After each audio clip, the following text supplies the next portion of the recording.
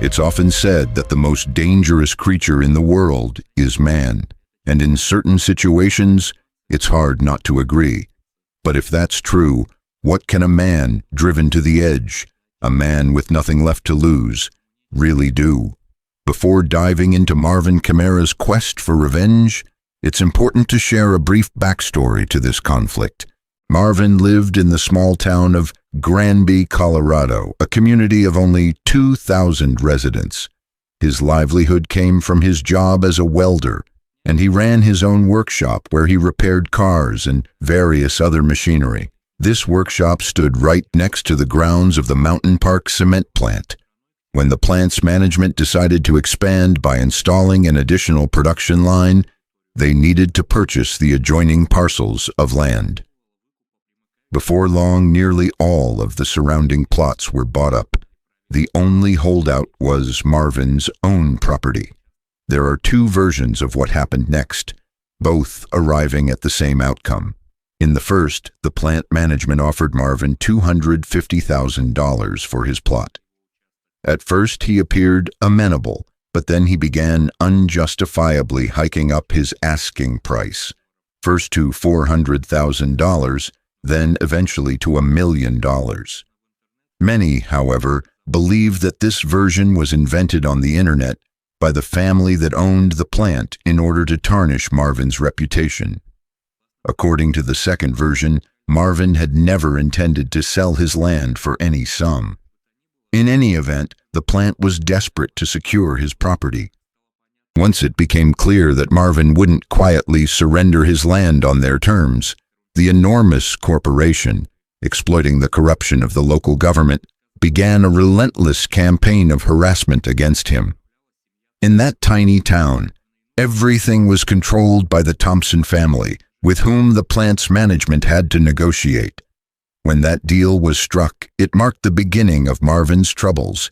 They blocked the very road he relied on to reach his workshop. In response, Marvin attempted to carve out a new access route, even going so far as to purchase a bulldozer for the purpose. Yet the city administration refused to grant him permission to construct an alternative road. Next, the bank scrutinized his existing mortgage and threatened to foreclose on his home. Time and again, the tax office, the fire department, and even the health and sanitation inspectors came after him. On one occasion, he was fined $3,000 for having unhooked pipes that weren't connected to the sewage system on his property. The bitter irony was that Marvin couldn't even connect to the city's sewer system because the land along which the necessary ditch was to be dug fell under the plant's jurisdiction, and they were in no hurry to grant permission. In the end, Marvin found himself swimming in endless fines. He even began stapling notes bearing the word "cowards" to his receipts. Meanwhile, he spent several weeks holed up in his workshop, and during that time, his father passed away. When Marvin left town to attend the funeral, his electricity and water were cut off. Marvin fought these decisions in court, though it was all futile. Finally, the former soldier retreated into his workshop for several months, determined to exact revenge on everyone who had sought to wrest his land away. On June 4, 2004, Marvin completed his masterpiece, a colossal, powerful bulldozer encased in 12mm thick armor. The vehicle was armored on every side, with not a single opening through which one might catch a glimpse of the road. Instead, several cameras had been mounted on it, feeding live images into monitors inside the cab. Inside that fortified space, a refrigerator, an air conditioner, gas masks, a stockpile of food and water, and even 3 rifles, mounted externally so they could be operated from inside, ensured that nobody could force their way in. Marvin had secured his position within the cab before the specialized manipulator fitted the armor in place. It goes without saying that escaping from the bulldozer was virtually impossible, and Marvin hadn't intended to leave it anyway. Thus, on June 4, 2004, at 2:30 p.m., Marvin began implementing his plan for vengeance. He started by driving through the plant's grounds, demolishing the administrative building, the workshops, and everything down to the last shed. Then he roamed through the town. He tore down the facades of the homes belonging to the city council members, demolished the bank that had tried to pressure him with premature loan recalls, and destroyed the gas company's building after they refused to refill his kitchen gas cylinders. He even tried to bring down the propane tanks with his rifles, but that effort failed.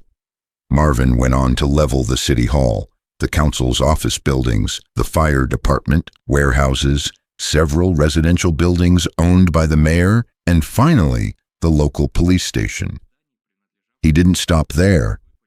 He leveled the local newspaper's office, whose articles had smeared him, and the public library, which was unfortunate enough to share a building with City Hall.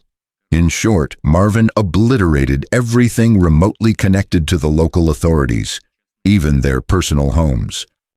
Of course, attempts were made to stop him. At first, the town sheriff and his deputies, armed with revolvers and shotguns, met with failure.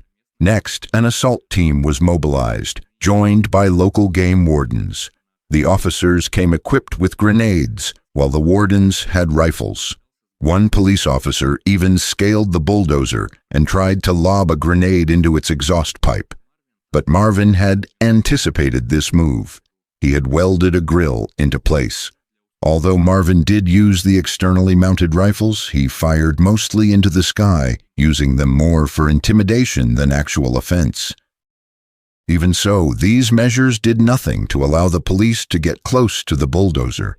In total, including the warden's fire, the number of law enforcement personnel eventually reached around 40, while the bulldozer absorbed more than 200 hits, from service revolvers to grenades. The town's mayor even considered calling in the National Guard to launch an airstrike on the vehicle. However, local police, soon joined by state troopers, dissuaded him, pointing out that an airstrike would likely destroy nearby homes and only add to the devastation. Great hopes were pinned on a heavy-duty land transport machine to counter the rampaging bulldozer, but Marvin's contraption effortlessly tore it apart. In the end, all the police managed was to evacuate roughly 1,500 residents and block off the roads. And when there was nothing left to demolish, Marvin decided to top off his rampage by razing the small wholesale store named Gamble's. That, however, proved to be his final target. In the process of tearing down the building, the bulldozer's roof collapsed under the debris, jamming the machine and causing it to stall. Ultimately, the reign of Marvin Heemeyer came to an end at 4:25 p.m. The police hesitated for over 2 hours before they dared approach the bulldozer, eventually spending a long time cutting through the armor. When they finally breached it, they discovered that Marvin had no intention of ending up in jail. By the time they reached him, he had already been fatally struck by a bullet fired into his own head. Marvin Heemeyer's revenge inflicted approximately $5 million in damage on the town and $2 million on the plant. Nevertheless, the plant resumed operations within 10 days, and everything else was either rebuilt or repaired. In due course, Marvin's bulldozer earned the chilling nickname Killdozer. The authorities eventually dismantled it, determined to prevent it from becoming a symbol for other desperate souls tempted to follow in Marvin's footsteps.